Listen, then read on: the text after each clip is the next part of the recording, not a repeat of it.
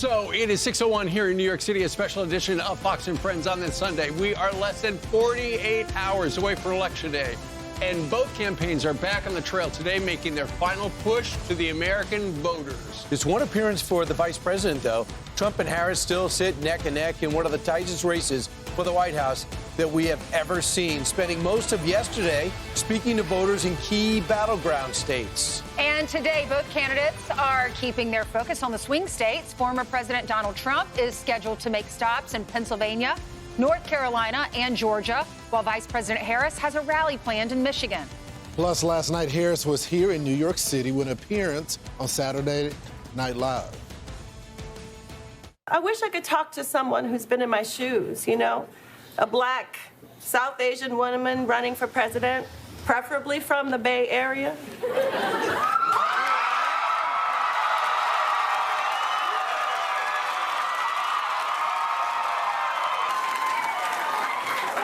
You and me both, sister. It is nice to see you, Kamala. It is nice to see you, Kamala. And I'm just here to remind you, you got this. Because you can do something your opponent cannot do. You can open doors.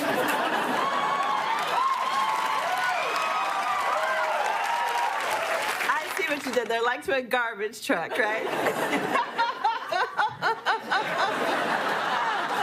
I don't really laugh like that, do I? A little bit. Yeah, a little bit. You know, it's about 2.5 minutes long. It is rare. We've seen politicians go on Saturday Night Live before, but never in the final hours like this. So it was It's a campaign ad. I mean, they're trying to get her elected. She was taking a risk, though, by doing a live thing. Ultimately, it wasn't cringy, but it wasn't comedy gold But either. Steve, this is not a risk. I mean, all she had to do was stare at herself. Ultimately, And laugh. kind of. That's right. Ultimately, all they're doing is they just wanted some little clips, some little snippets that they could blast out on their website, and they did that, the Kamala Harris team. And now people are circulating it, and the whole idea is the low propensity younger voter. Well, politicians have been on SNL in the past. In fact, Donald Trump has been on. He was on in 2015 as He a did candidate. a whole show. Yeah, and then he was also on in 2004. But Barack Obama, Hillary Clinton, Sarah Palin, John McCain, they also played themselves on SNL when they were running. Right. Well, the FCC, the Republican on the FCC, Brendan Carr, said this is a clear and blatant effort to evade the FCC's equal time rule. And he said the purpose of the rule is to avoid exactly this type of bias and partisan conduct. Right. I just find it interesting because we were told by the vice president's staff that she wasn't able to fly last minute to do interviews when it came down to the Joe Rogan podcast. Did they ask, do we know if they asked Donald Trump to be on as well? That's key. That's the question. All right, That's the question. we'll find out shortly. But the thing is also, what's with the writers? Can you come up with something new? 2015, Donald Trump, Jimmy Fallon, look. Wow, I look fantastic.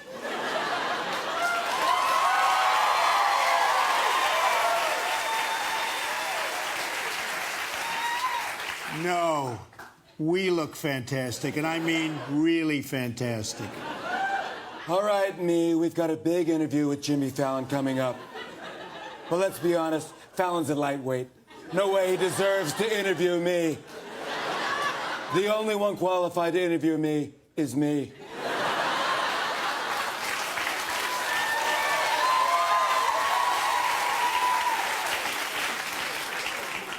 Me interviewing me, that's what I call a great idea.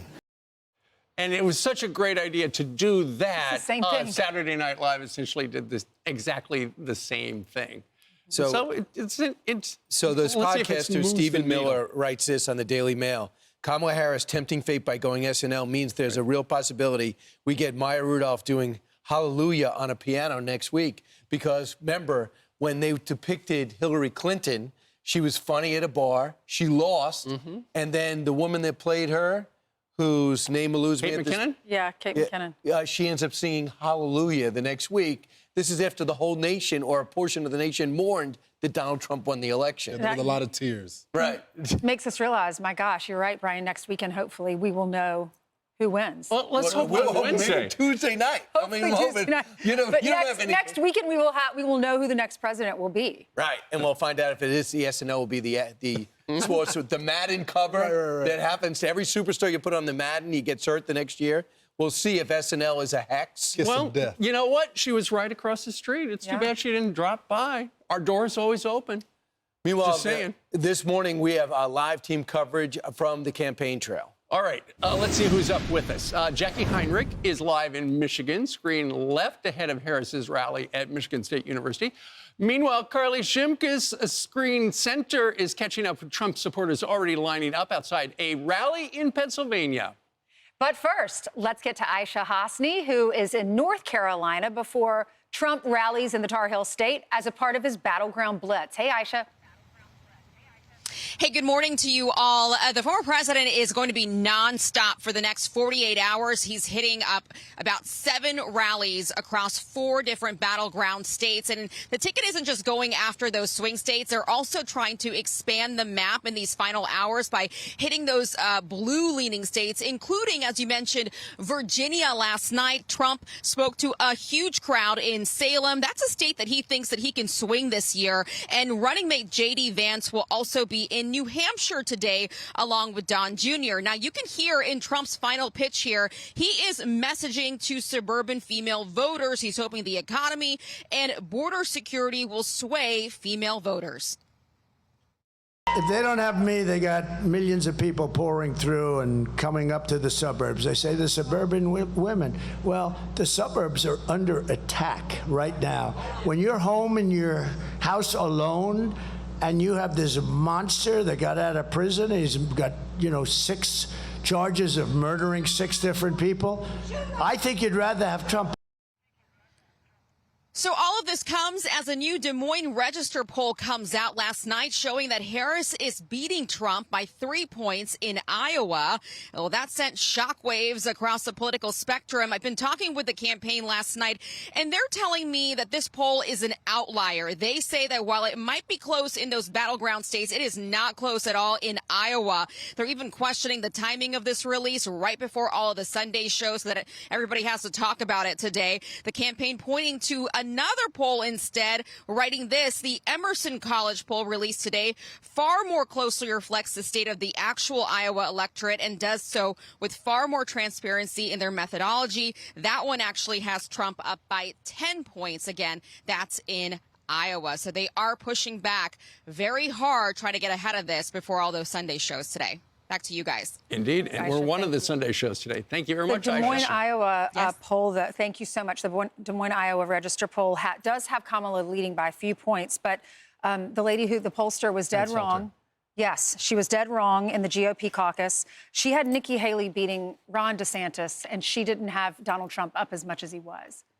But we'll see. The Des Moines Register is on the clock. So if this ends up being inaccurate, who's ever going to look at that poll again?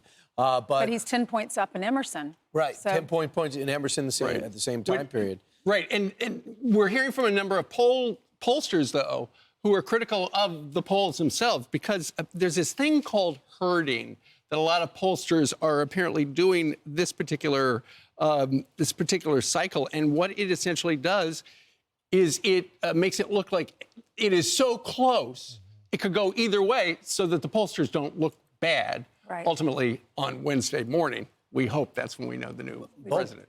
Both sides are showing a degree of confidence that they have this thing, even though in all 7 battleground states, it's within the margin of error. They say, on average, the state-by-state polls are off 3.4%.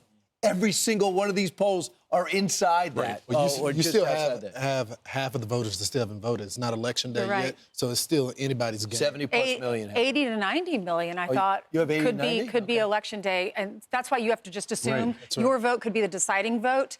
You need to go and vote and wear a sticker like That's right. You know, when my wife and I were voting yesterday, it dawned on me the way America is, heading toward early voting this time. Wouldn't it be great if everybody has a couple of weeks, a month before the election day, you can, go do your early voting, and then on election day they actually just count it, and that way they've got the number at the, at the stroke of whatever time the polls close. They go, okay, let's push the button. That's the way it was when we were growing up. It was simpler. Yeah, it was. I'm Steve Doocy. I'm Brian Kilmeade. And I'm Ainsley Earhart. And click here to subscribe to the Fox News YouTube page to catch our hottest interviews and most compelling analysis.